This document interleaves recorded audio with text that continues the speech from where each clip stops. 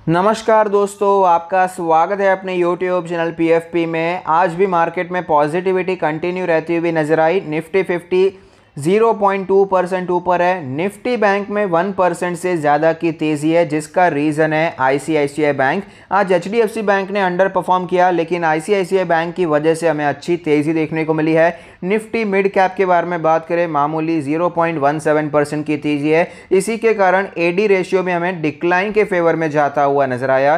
Commodity market के बारे में बात करें तो ज़्यादा कुछ नहीं हो रहा है, थोड़ा सा ऊपर थोड़ा सा नीचे ट्रेड होता हुआ नजर आता है। करेंसी मार्केट के बारे में बात करें, सिमिलर सिचुएशन है, टोटली कंसोलिडेशन में चलता हुआ नजर आता है। ग्लोबल इंडाइसेस के बारे में बात करें तो फिलहाल मार्केट में अच्छी तेजी दिखाई पड़ती है, हालांकि SGX निफ्टी थोड़ा सा नीचे जाता हुआ नजर आया। FII DII एक्टिविटी के बारे में बात करें तो FIIs ने आज सेलिंग की है 163 करोड़ की, लेकिन DIIs ने जमकर माल खरीदा है 2187 करोड़ की बाइंग होती हुई नजर आई है। तो ऑफकोर्स नेट में हमें 2000 करोड़ से भी ज्यादा की बाइंग होती हुई नजर आती है।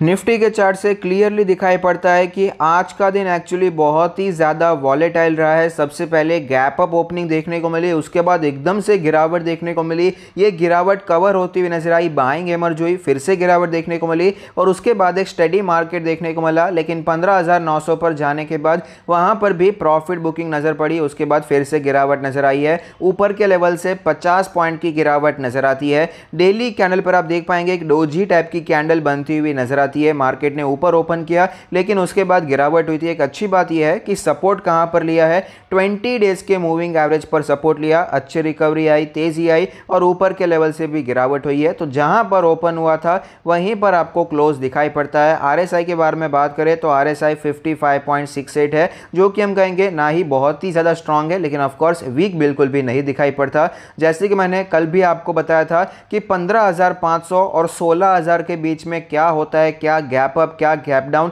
कुछ फर्क नहीं पड़ता जब तक ये लेवल टूट नहीं जाते, चाहे वो ऊपर के साइड पे हो या नीचे के साइड पे, तब तक हम कुछ बता नहीं सकते कि ज्यादा मूवमेंट कौन सी साइड पे दिखाई पड़ेगा। रिजल्ट पर डिपेंड करता है। HDFC बैंक के रिजल्ट है, मेरा मानना था तेजी आ सकती है, उसके कारण ब्रेकआउट हो सकता है, लेकिन ऐसा नहीं हुआ। गिरावट आई लेकिन ब्रेकडाउन भी नहीं हुआ। बाकी स्टॉक ने सपोर्ट कर लिया, वापस मार्केट उसी रेंज में ट्रेड कर रही है। अब डिपेंड करता है रिलायंस इंडस्ट्री के रिजल्ट कैसे आते हैं और ICICI बैंक के रिजल्ट कैसे आते हैं, उस प्रकार से मार्केट में हमें मूवमेंट नजर आ सकती है। क्योंकि TCS, इन्फोसिस, IT पैक तो हो गया है, HDFC बैंक हो चुका है, वहां से कुछ ज्यादा नहीं हुआ। अगर रिलायंस के और ICICI बैंक के रिजल्ट आते हैं, लेकिन एक पॉजिटिव एक नेगेटिव होता है, तो भी वापस मार्केट इसी रेंज में फंस जाएगा, या फिर कोई ज्यादा कुछ बड़ा मूवमेंट ही नहीं होता। आधे 1% की मूवमेंट पे अगर ICICI बैंक और रिलायंस ट्रेड करते हैं तो वापस यहां पर मार्केट अटकता हुआ नजर आएगा।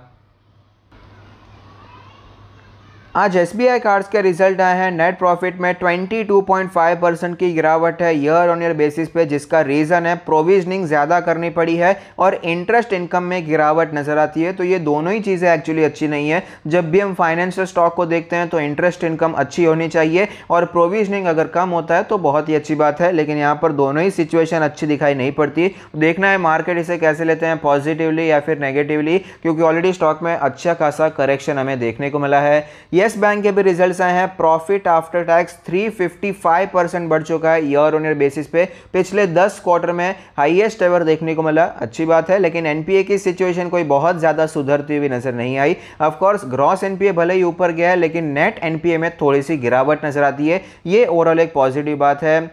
सुप्रीम कोर्ट का एक निर्णय था, टेलीकॉम कंपनीज ने जो प्ली दी थी रिकम्प्यूटेशन के लिए, उनका जो AGR रिलेटेड ड्यूज था, लेकिन वहां पर टोटली रिजेक्शन दे दिया है, जिसके कारण हमें वोडाफोन आइडिया में गिरावट देखने को मिली। ये जितनी भी कंपनीज है, वोडाफोन आइडिया या फिर एयरटेल हो गया, उनके लिए नेगेटिव बात है, लेकिन एयरटेल के लिए एक पॉजिटिव बात भी बन जाती है, क्योंकि वोडाफोन आइडिया की सिचुएशन बहुत ही ज़्यादा खराब है, एयरटेल से तो बहुत ही ज़्यादा खराब है। तो अभी ये जो निर्णय लिया गया है, उसके कारण वोडाफोन आइडिया का जिंदा रहना मुश्किल होता जाएगा। तो ऑफकोर्स उसके सारे कस्टमर तो जियो के पास नहीं जाने वाले हैं, कुछ ना कुछ तो एयरटेल के पास भी आएंगे, तो उसका फायदा एयरटेल को हो सकता है। इसलिए ज्यादा मूवमेंट एयरटेल में दिखाई नहीं पड़ा, ऊपर भी गया नीचे भी आया, बाकी वापस फ्लैट ही क्लोजिंग आपको दिखाई पड़ी थी।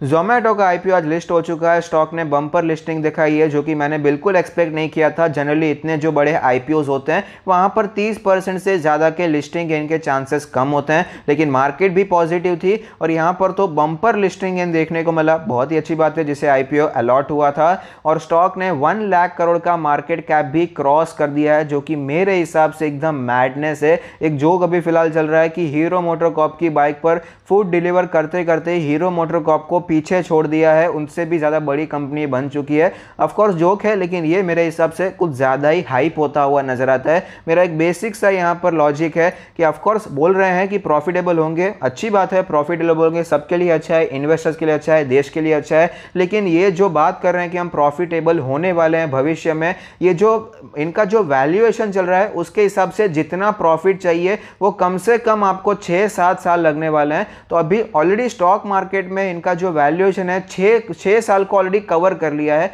6 साल बाद जो हो सकता है उसकी भी गारंटी नहीं है कि होगा या नहीं होगा, लेकिन जो हो सकता है उसका वैल्यूएशन अभी से फैक्टर्ड इन कर लिया है। तो इसके कारण मेरा मानना है कि ज़्यादा रूम नहीं बचता, ज़्यादा स्पेस नहीं बचता है अपसाइड के लिए। ऑफ कोर्स मैं यहाँ पर गलत हो सकता हूँ, लेकिन ये मेरा पर्सनल मानना है। आपका क्या मानना है जोमेटो के बारे में या फिर ऐसे कोई भी स्टार्टअप के बारे में जो कि कंपनी लगातार लॉस करती है लेकिन उसका वैल्यूएशन बहुत ही ज़्यादा क्रेजी चलता है? ये मानने वाले लोग हैं जो कि आगे जाकर फ्यूचर में ये प्रॉफिटेबिलिटी देंगे। इसका आपका क्या मानना है? कमेंट बॉक्स में मुझे ज़रूर बताइए। Thank you, stay happy, happy investing.